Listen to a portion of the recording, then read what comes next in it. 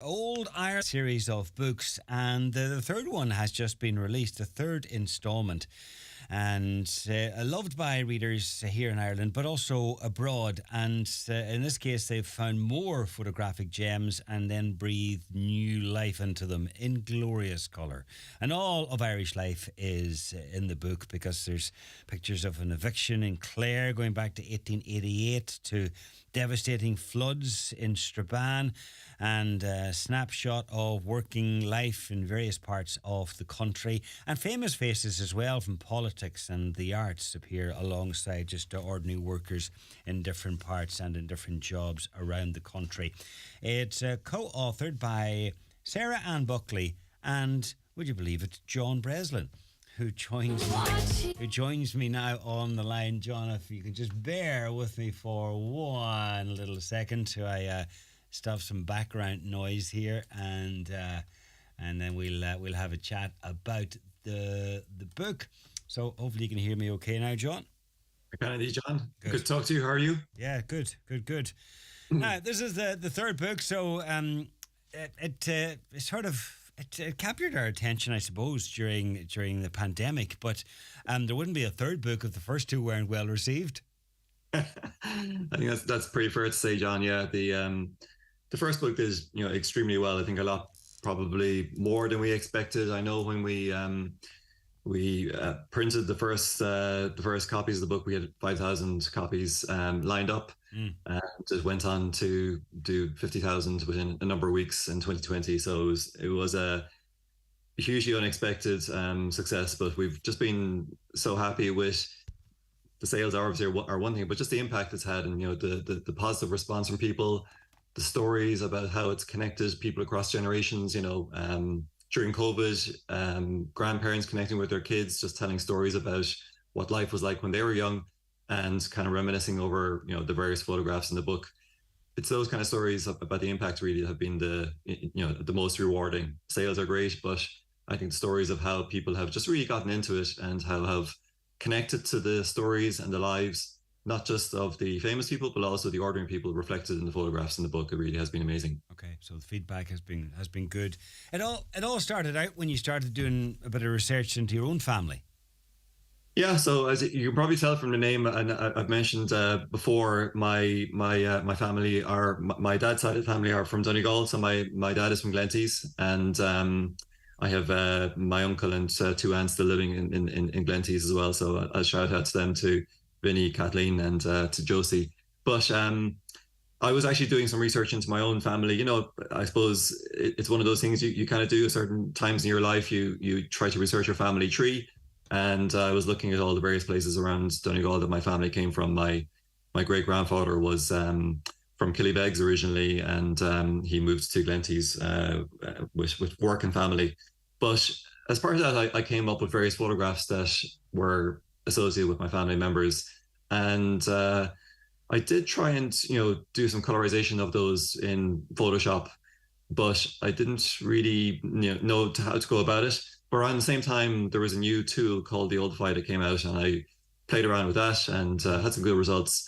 Colorized some photographs, not just family photographs, but ones around me here in Galway, where I live, and just shared them out on social media, and the response was huge. Like, people were kind of, wow, can't believe this.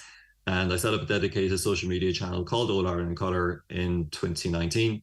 And just because it became so popular, people said, you should really do a book of these images. And of course, when lockdown happened in March 2020, the time was right. Yeah. I reached out to Sarah Ann Buckley, who I'd never met. In fact, I just kind of said, who could I, collaborate with? I looked at our university website, went through the various names there, and Sarah Ann's profile just had the right kind of areas and combination of her background, her interest in family history and childhood and social history, and sent her an email. And we actually didn't meet for about 2 years. We wrote the first two books together, and it was only in, I think, September, October 21 that we actually met for the first time after the first two books were finished. So it was a real story of COVID, remote writing, remote wow. authoring. Yeah. Yeah. And I'm sure you both have sort of your areas of expertise, and it seems like yours is in computing and the colorization process, and I'm guessing that Sarah Ann's might be in you know. History side of things and knowing what colors would be appropriate and what they most likely would be and that sort of thing. Yeah, like Sarah Enns is a historian. You know, she's an associate professor in university. She's got a lot of expertise in the social history, childhood women, various projects that she's involved in. But she also has a good network of people that she can tap into to, help with things around, let's say, dress or clothes or those kind of things that you mentioned, the sort of the colors and so on. Now, there are various resources that Sarah Ann would have pointed us to. There's a great book called Dress in Ireland, which describes different eras in Ireland and the types of clothes people wore. And we would also do a lot of research into common dyes and colors that would have been used at points in time. You will never exactly know what color somebody wore. There's no way to tell from a black and white photograph. You can get an idea that it's light or dark, but you can't say, was it light red or dark blue? But you will, of course, know the types of shades that were popular at points in time. Resources like Dress in Ireland, which kind of describe at periods in time, the sort of the things that were popular. You can use those as indicators. There's paintings. If it's a famous person or if it's some kind of scene where somebody's wearing a uniform, it's fairly obvious in terms of, well, we know that X had blue eyes and we know that these uniforms were these colors. You're getting towards something that's probably more representative of what it was like. But having that kind of information, that network of people you can tap into, whether it's experts on military history or just people who are doing theses on types of dress people wore, they're invaluable to be able to give some context and to help you with the colorizations. There's something about having a color photograph, and it just brings these old photographs to life. Some of them we're familiar with, some of the well-known people in particular we're familiar with, and then there's some other scenes that we would be familiar with that you've colorized, and there's. And it just brings them to life, and it brings us in a way closer to them, and also it makes it somehow more menacing in some instances. And I'm looking here at one of an eviction scene, and it's dated 1762. But the fact that the soldiers, the famous redcoats, are there and with their blue helmets, and there's so many of them, it just makes it all the more sort of oppressive to look at and more real. Yeah, like I find so that's a particular photograph from County Clare, and there's a cottage in the background, and there's this, in the front garden you can see all of the soldiers, and I would have done a bit of research into kind of obviously we kind of know about the red coats and so on, and we would assume that's what they were wearing, but I had to kind of find out what regiment it was and just get an idea for uniforms and so on. But what I found with that photograph is the black and white and the color version.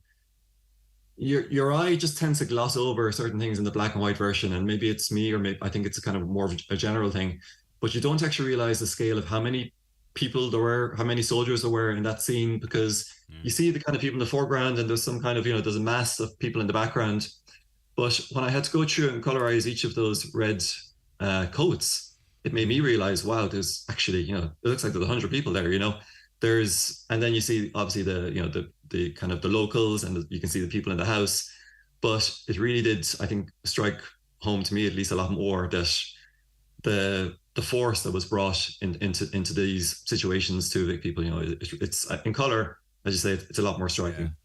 And you make a good point in that we're become more aware of the detail in the photographs, and I think that for photographs that we're already familiar with, and even if it's well-known people, just from glancing through the book, I tend to look at it closer and see things in the photographs that I hadn't seen before, and that it has to do with the fact that they're now in color. Yeah, I find especially things in the backgrounds that you kind of, again, you maybe don't notice, when they're in color, they seem to pop out a bit more. And I remember in our first book, which is bound paperback as well, there was a picture of Tom Crean, and he was sewing some seal skins with a colleague of his. But in the background, there was all of these shelves with different products, like fries, chocolate, cocoa, and there was some kind of tin cheese. there was a pack of cigars. And again, your eye kind of, it misses those details when it's in black and white. It just, we're used to seeing things in color, so we maybe our brain just doesn't see them in the same way. But when you actually highlight them and you actually add the colors to those kind of things, your eye is drawn to, as you say, features that you wouldn't have noticed before. And I think it's also that kind of connection. It creates a greater empathy for various scenes, whether it's the eviction scene or just a regular a day. You have a greater connection to the people in the photograph when it's in color.